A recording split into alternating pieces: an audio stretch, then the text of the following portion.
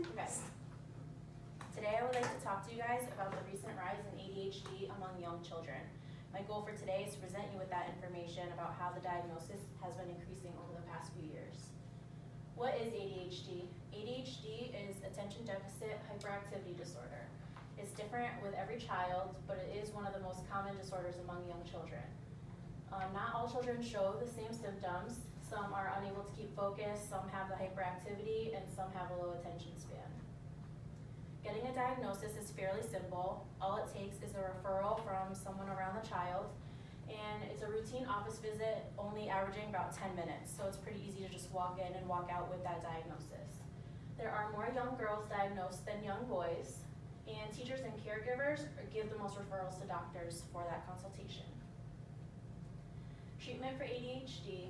Medication is the highest treatment, such as Ritalin and Focalin are prescribed to young children to help tame the symptoms, but they won't go away. 2/3 of children who are diagnosed are prescribed medication for ADHD. If children are misdiagnosed and still prescribed with that medication, it could have long-lasting effects all the way through adulthood. So it's really important that the kids that are getting diagnosed actually have ADHD and not another underlying cause. So why the increase? Teachers and caregivers are mistaking bad behavior for ADHD, which might not be true for all kids, but for some teachers will just say, oh, that child over there isn't acting appropriately, so they'll give that referral to the doctor. Doctors are not allowing enough time for observations on the children.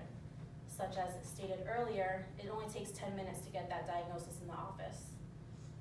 Or if you look at it from the other way, the recent rise could be because doctors have a better understanding of ADHD than 20 years ago. It could be completely different. More parents also have a better understanding and are taking the right precautions to eliminate future effects on the child. New information is being put out every year, and we have more resources to access that information. School system testings. There's these 2 doctors that found a correlation between the states with the highest rates of ADHD diagnosis and the laws that penalize school districts when students fail.